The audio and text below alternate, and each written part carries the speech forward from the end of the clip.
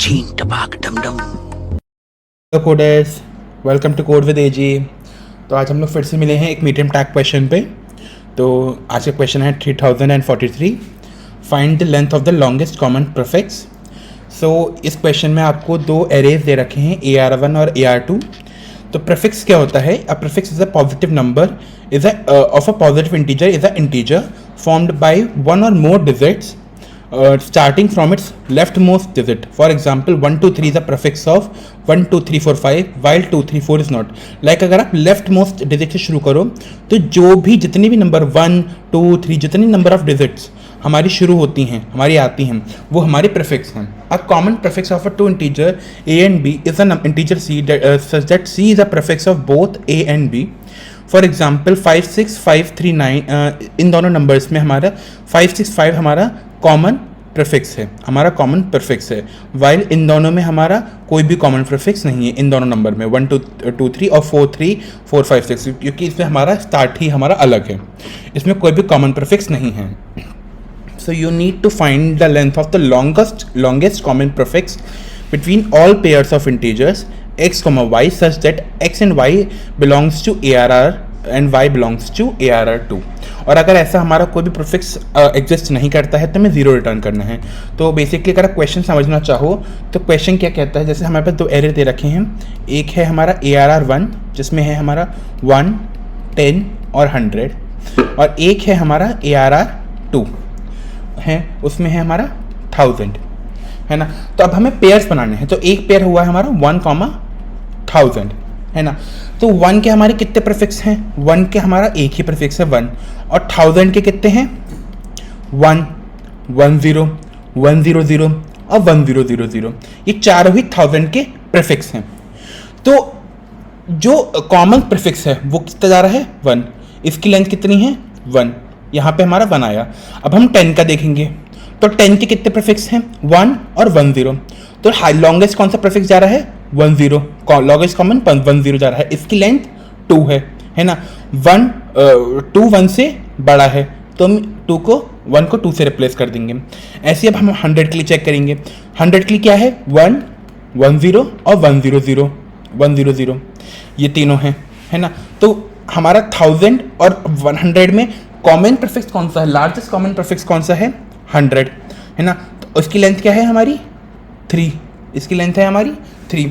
तो हमारा 3 2 से बड़ा है तो आंसर हमारा 3 आ जाएगा. तो बेसिक आंसर हमारा 3 आ जाएगा. यहाँ पे आंसर हमारा 3 आ जाएगा. ऐसे अगर हम इन दोनों में चेक करें तो 1 और 4 का कोई नहीं बन रहा कॉम्बिनेशन, कोई प्रीफिक्स नहीं है. यहाँ पे सारे 4 हैं तो हमें और चेक करने की ज़रूरत भी नहीं है. 2 और 4 का भी कोई नहीं कॉमन प्रीफिक्स, और 3 और 4 का भी नहीं है. तो यहाँ पे कोई भी पेयर नहीं बन रहा, कोई भी पेयर नहीं बन रहा, तो हम आंसर 0 रिटर्न कर देंगे. तो यही मेरा क्वेश्चन है ना, यही मेरा क्वेश्चन है. तो इस क्वेश्चन के लिए हम यहाँ पे मैप यूज़ करेंगे, और जो भी हमें प्रीफिक्सेस निकालनी है हमें इंटीजर से ज़्यादा हमें स्ट्रिंग में ईजी पड़ेगा. तो मैं आपको डायरेक्ट यहाँ पे आपको कोड ही करके दिखाना चाहूँगा, है ना. उससे पहले एक छोटा सा एल्गोरिथम की, हाँ, तो अब हम एल्गोरिथम चेक कर लेते हैं. तो हमारी एल्गोरिथम क्या है? जैसे अब हम पहले ARR1 में हम जाएंगे. हम ARR1 में हम अपने सारे एलिमेंट्स को ट्रैवर्स करेंगे 1 by 1, और हम एक मैप डिफाइन कर लेते हैं. तो हम पहले एलिमेंट पे आए. यहाँ पे है 1 के क्या क्या प्रीफिक्सेस हैं? ओनली 1, है ना. तो मैप में हम 1 के अक्रॉस हम 1 स्टोर कर देंगे, है ना. 1 के अक्रॉस हम 1 स्टोर कर देंगे. अब 10 के क्या क्या हैं? 1 और 10. तो हमारे 1 के अक्रॉस तो 1 है ही है, हम 10 के अक्रॉस भी 1 स्टोर कर देंगे. अब हम 100 पे आएंगे, है ना. 100 के क्या क्या हैं? 1 10 और 100. तो 1 और 10 के अक्रॉस जो हमारे मैप में 1 स्टोर्ड है, इसका मतलब क्या है? ये प्रीफिक्स हमारा एग्जिस्ट कर रहा है. इसका मतलब है ये सारे प्रीफिक्सेस हमारे ARR1 में एग्जिस्ट कर रहे हैं, जो हम मैप में 1 हम डाल रहे हैं. आप इंक्रीमेंट भी कर सकते हो, वैसे मैं यहाँ पे सिर्फ 1 ही डालूंगा. तो हम 100 को भी 1 कर देंगे. तो मतलब ARR1 में हमारे ये 3 प्रीफिक्स हमारे एग्जिस्ट कर रहे हैं. अब हम दूसरे ARR2 पे आएंगे अपने. वो क्या है हमारा? 1000. इसको भी हम स्ट्रिंग में कन्वर्ट करेंगे. अब हम हर प्रीफिक्स को चेक करेंगे. तो हम बड़ी स्ट्रिंग को लेके चलते हैं, है ना. हम इसी एलिमेंट पे आ रहे हैं हम, है ना। हम अपने एक सी को ले लेते हैं 0, जो हमारा आंसर होगा। सी या आंसर भी ले सकते हो आप, इसे आंसर लिख लेता हूँ मैं, है ना, बिकॉज वो ज़्यादा सुटेबल है। तो अब हम इसको चेक करेंगे, पूरी स्ट्रिंग को चेक करेंगे। 1000 है ना। 1000 में क्या 1000 मेरा मैप में एग्जिस्ट कर रहा है? नहीं, मैप में एग्जिस्ट नहीं कर रहा। अब मैं लास्ट का एलिमेंट अपना हटा दूंगा। अब क्या 100 मेरा मैप में एग्जिस्ट कर रहा है? हाँ, 100 मेरे मैप में एग्जिस्ट कर रहा है। तो अगर 100 मैप में एग्जिस्ट कर रहा है ना, तो इसकी लेंथ क्या है? इसकी लेंथ है 3, है ना। तो मैं आंसर में स्टोर करूंगा मैक्स ऑफ आंसर कॉमा जो साइज है इसका। तो 0 और 3 में मैक्सिमम क्या है? 3। तो आंसर में मेरा 3 हो जाएगा। और मैं अपने लूप को ब्रेकआउट कर दूंगा।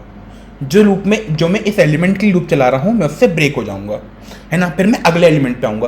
तो मेरे आंसर में एक ही एलिमेंट है, तो मैं यहीं तक आऊँगा। मैं यहाँ पे लूप ब्रेक क्यों कर रहा हूँ? क्योंकि मेरी यहाँ पे स्ट्रिंग छोटी ही हो रही है। तो अगर मुझे आंसर मिल गया तो मुझे और पीछे आने की जरूरत नहीं है, क्योंकि बाकी अगर कोई भी मिलेगा तो वो आंसर मुझे छोटा ही होगा। जैसे अगर मैं एक और हटाने की कोशिश करूँ तो मेरे को 10 भी मिल रहा है यहाँ पे, लेकिन 10 का लेंथ इससे 100 से कम ही है। 10 की लेंथ 100 से कम ही है, तो मुझे और चेक करने की ज़रूरत नहीं पड़ेगी। अब मुझे बस उससे अगला एलिमेंट ही चेक करना होगा। तो यही मेरी एल्गोरिथम है।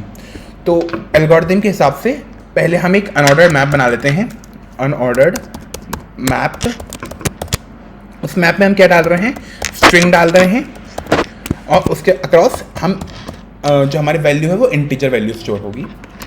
पहले हम पूरा ARR1 ट्रैवर्स कर सकते हैं, आप चाहो तो ARR2 भी ट्रैवर्स कर सकते हो, है ना। तो हमने पूरा अपना ARR1 हम ट्रैवर्स करेंगे।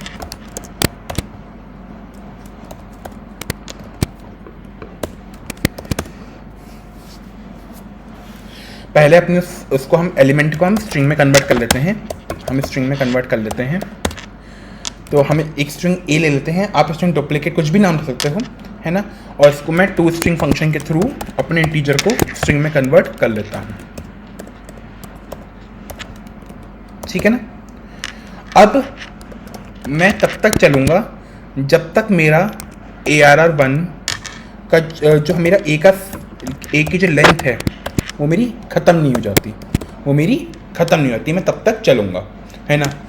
मैं मैप में हाथ के हाथ अपना जो भी मेरा स्ट्रिंग है उसको मैं 1 करते हुए चलूँगा और ए से पॉप कर दूँगा। इसका मतलब क्या है? जैसे मेरा सपोज यहाँ पे पहला एलिमेंट 1 है, यहाँ पे 1 है, तो स्ट्रिंग में मेरा 1 गया। तो मैप में मैंने अपने मैं अपने स्ट्रिंग 1 में 1 स्टोर कर दिया और उसको पॉप कर दिया। तो मेरा लास्ट में एलिमेंट 1 ही था मेरा, वो पॉप हो गया। तो मेरी स्ट्रिंग अब खाली हो गई, है ना। तो बेसिकली मैंने यहाँ पे यही किया है ना। इससे मेरे सारे एलिमेंट्स जो भी मेरे ARR1 के थे उसके सारे प्रीफिक्सेस मेरे इसमें स्टोर हो जाएंगे, अब जो आंसर मुझे रिटर्न करना है, मैं उसके लिए वेरिएबल ARN असाइन कर लिया, जिसको मैंने 0 वैल्यू दे दी। अब मैं सारे एलिमेंट्स अपने ARR2 के चेक करूँगा कि मेरे ARR2 के क्या क्या एलिमेंट्स हैं। तो एक बार ARR2 के चेक कर लेते हैं, है ना। इसके लिए भी मुझे पहले अपनी स्ट्रिंग में असाइन करना होगा कि उसको एज अ स्ट्रिंग असाइन करना होगा। स्ट्रिंग से चीज़ें मेरे लिए ज़्यादा आसान हो जाएंगी, है ना, क्योंकि यहाँ पे प्रीफिक्स, अगर सफिक्स की बात होती तो मुझे कोई इशू नहीं होता, लेकिन प्रीफिक्स जैसे ही आता है, प्रीफिक्स टर्म में हमारा 0 का बहुत प्रॉब्लम हो जाती है। 100 में आपको प्रीफिक्स निकालने में बहुत मुश्किल पड़ेगी, इस वजह से हम स्ट्रिंग में कन्वर्ट कर रहे हैं।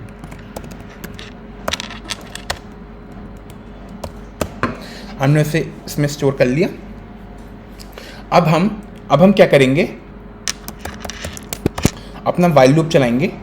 कब तक चलाएंगे? जब तक हम इसकी लेंथ को स्टोर कर लेते हैं एक बी वेरिएबल में। एक साइज वेरिएबल ले लेता हूँ जिसमें ए का लेंथ मेरा स्टोर होगा, है ना।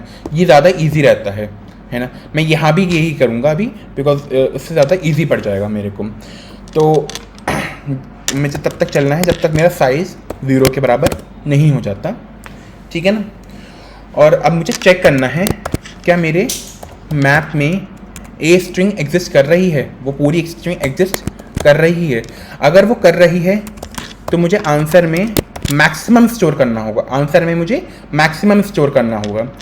तो आंसर में अपना मैक्सिमम स्टोर कर देता हूँ, है ना। और मेरा साइज वेरिएबल में स्टोर्ड है, ठीक है ना। और अगर ऐसा है तो मुझे यहाँ से ब्रेक भी कर जाना है, इसका भी आपको ध्यान रखना है। आप चला भी सकते हो पूरा लूप, लेकिन उससे आपको कोई फ़ायदा नहीं मिलेगा, इससे आपकी सिर्फ कॉम्प्लेक्सिटी ही बढ़ेगी। और उसके बाद मैं पॉप बैक कर लेता हूँ, पॉप बैक आएगा यहाँ पे, पॉप बैक फंक्शन होता है स्ट्रिंग का, है ना। और मैं अपना साइज़ को भी घटा देता हूँ, बिकॉज साइज़ भी मेरा रिड्यूस हो गया। अब मुझे मेरा फाइनल आंसर मिल जाएगा, जो लॉन्गेस्ट स्ट्रिंग है, जो लॉन्गेस्ट कॉमन प्रीफिक्स है दोनों का, वो मुझे मिल जाएगा और मैं रिटर्न कर दूँगा। तो एक बार से रन करके देखते हैं कि क्या ये सही से रन कर रहा है या नहीं। हाँ, परफेक्टली रन कर रहा है। सबमिट करके देखते हैं, तो आई थिंक सबमिट भी सही से हो जाना चाहिए, और इसकी कॉम्प्लेक्सिटी भी हमारी ज़्यादा नहीं होगी, इसकी कॉम्प्लेक्सिटी भी हमारी बिग ऑफ n ही होनी चाहिए। Oh, big of n comma m, okay, हाँ, क्योंकि हम उसकी लेंथ को भी पूरा ट्रैवर्स कर रहे हैं, तो n कॉमा m है, और आई थिंक इसकी स्पेस कॉम्प्लेक्सिटी भी यही होगी, इसकी big of n comma m। Okay, तो आई होप आपको मेरा सॉल्यूशन समझ में आया हो। अगर आपको समझ में आया हो तो please like, subscribe and share करें। मैं आपके संग ऐसे ही रोज़ सॉल्यूशंस के संग आता रहूँगा। Thank you.